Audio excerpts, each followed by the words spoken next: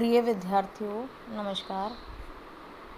मैं डॉक्टर उषा नागर, MA final Sanskrit का थर्ड पेपर, जिसका कि एक वीडियो मैंने कल अपलोड किया था आपको शिवराज विजय पुस्तक के अध्ययन के संबंध में। उसका पहला जो गद्यांश है वो कल मैंने रिकॉर्ड कर दिया था आपके लिए। आज उसी का दूसरा गद्यांश, जिसकी व्याख्या मैं आपको करवा रही हूँ, वो इस प्रकार है। अहो चिररात्राय सुप्तो अहम, अर्थात अरे मैं बहुत देर तक सोता रह गया। स्वप्न जाल पर तंत्रेव महान पुण्यमय समयो अतिवाहित, अर्थात स्वप्न के जाल में फंसकर मैंने बहुमूल्य समय गंवा दिया। स्वप्न जाल पर तंत्रेव महान पुण्यमय समयो अतिवाहित, अर्थात मैंने स्वप्न जाल में फंसकर बहुमूल्य समय गंवा दिया।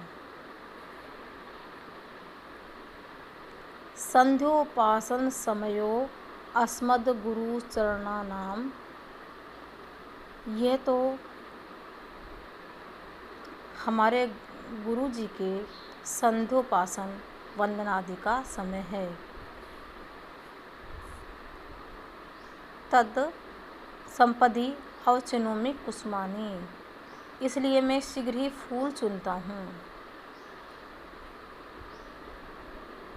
इति चिंतयन्, इस प्रकार चिंता करते हुए, कदली दलम एकम आकुंचे तृणशकलैः संधाय पुटकम विधाय पुष्पावचयम कर्तुम आरंभे। इस प्रकार चिंता करते हुए उसने केले के पत्ते को मोड़कर तिनके के टुकड़े से उसे जोड़कर, तृणशकलैः संधाय अर्थात तिनके के टुकड़े से जोड़कर, पुटकम विधाय उसने दोना बनाकर, पुष्पावचयम कर्तुम आरंभे उसने फूल चुनना प्रारंभ कर दिया।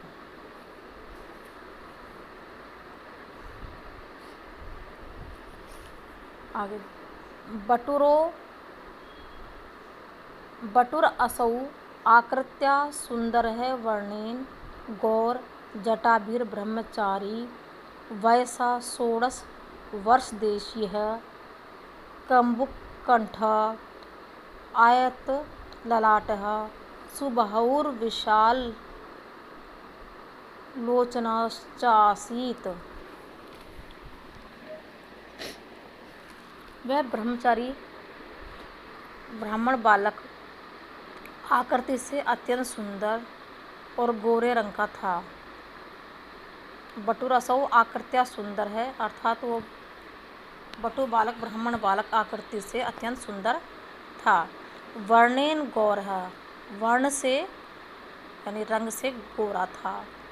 जटाभिर ब्रह्मचारी, जटाओं से वो ब्रह्मचारी प्रतीत होता था।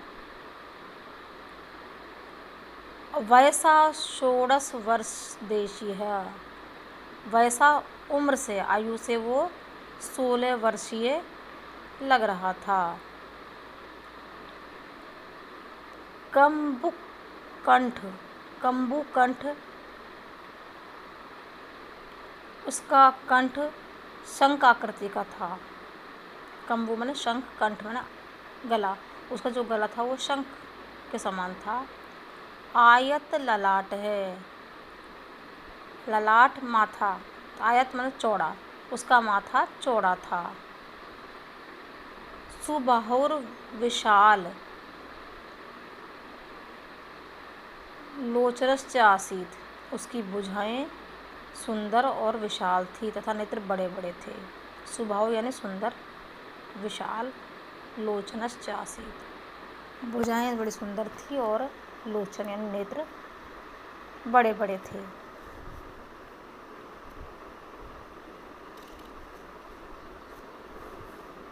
आकृत्य शब्द आया इसमें प्रकृत्याभि उपसंख्या नाम सूत्र से तृतीय विभक्ति है। यहाँ जटा भी इत्थम भूत लक्षणे सूत्र से तृतीय विभक्ति है। इसमें कवि ने इस अवतरण में उदात्त अलंकार का प्रयोग किया है। वर्ण साम्य से अनुप्रास का भी विनियोग है। कंबु कंठ में लुप्त उपमा अलंकार है।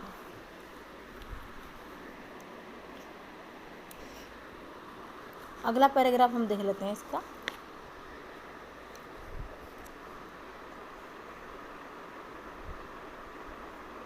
कदली दल कुंजायितस्थ एतत् कुटीरस्य समन्तात् पुष्पवाटिका। कदली दल कुंजायितस्थ केले के पत्ते से घिरे हुए होने के कारण झाड़ी के समान प्रतीत होने वाले उस कुटीर के चारों ओर फूलों की वाटिका थी। पुष्पवाटिका पूर्वतः समन्तात् पुष्पवाटिका यानी केले के पत्तों से घिरे हुए होने के कारण झाड़ी के समान प्रतीत होने वाले उस कुटीर के चारों ओर फूलों की वाटिका थी। पूर्वतः परम पवित्र पानीयम पूर्व की ओर परम पवित्र पीने योग्य पानीयम पीने योग्य परसहस्र पुंडरीक पटल परिलसितम पत्रित कुलकूजित पूजितम पये पूरितम सर आसीत।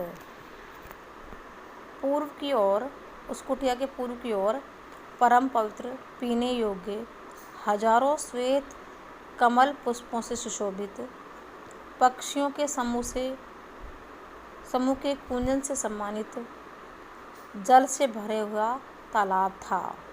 यानी उस कुटिया के पूर्व की ओर ऐसा तालाब था जो हजारों श्वेत कमल के पुष्पों से सुशोभित था और उसके चारों ओर पक्षियों का कुंजन हो रहा था, यानी पक्षी कूज रहे थे।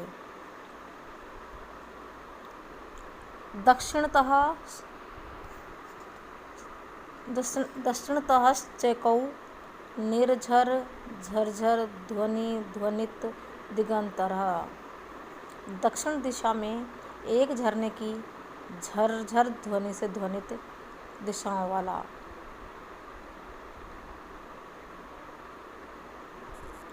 फल पटला आस्वाद चपलित चंचू पतंग कुला आक्रमणा अधिक विनीत सखी समूह व्याप्तः सुंदर कंदर है पर्वत खंड आसीत। ये थोड़ा लंबा हो गया है सेंटेंस, देखिए इसको। ये कह रहे दक्षिण दिशा में एक झरने की झरझर ध्वनि से ध्वनित दिशाओं वाला, फल समूह के आस्वादन से चंचल चोंच वाले, पक्षी समूह के इधर उधर फुदकने से अधिक झुकी शाखाओं वाले, वृक्ष समूह से व्याप्त सुंदर गुफा वाला एक पर्वत खंड था अथवा पहाड़ी थी। यानी पर्वत खंड की सारी विशेषता बताई गई है इसमें। उसके पास झरना बह रहा था जो झरझर ध्वनि कर रहा था, फलों के वृक्ष लगे हुए थे जो कि पक्षियों की चंचल चोंच वाले जो पक्षी हैं उनके इधर उधर फुदकने के कारण झुकी हुई शाखा वाले थे। ऐसे वृक्षों से व्याप्त एक पर्वत खंड दक्षिण दिशा की ओर था, उस कुटिया के दक्षिण दिशा की ओर था जिसमें कि वो ब्राह्मण बालक सोया हुआ था।